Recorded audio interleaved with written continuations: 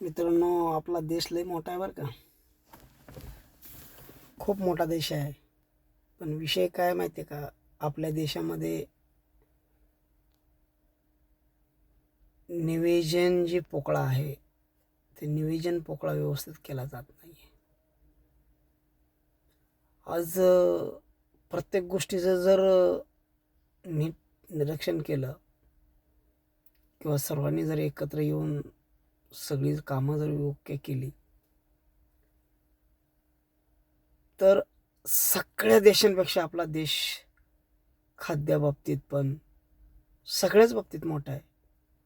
बारीक विचार केला तर खूप मोठा देश आहे आपला, पण कुणाच्या लक्षात येत नाही अजून. सगळ्यांनी एकीने जर कामं केली तर आपला सगळ्या देशांपेक्षा आपला भारत देश मोठा होईल. लय फिरलोय मी, आज लय फिरलेलो आहे. आज या गावाला, उद्या त्या गावाला. आपल्यातून खाद्य बाहेर देशाला पुरवठा होतोय आणि खाद्य आपल्यातनं जाऊन सुद्धा पुरून उरून आपल्यात राहिले. लक्षात ठेवा.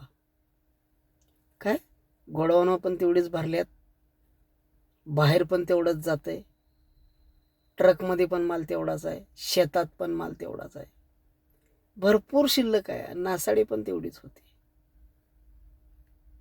आपला देश बारका नाही आहे. सगळ्यांनी एकीनं जर काम केलं तर सगळ्या देशांपेक्षा आपला देश मोठा आहे.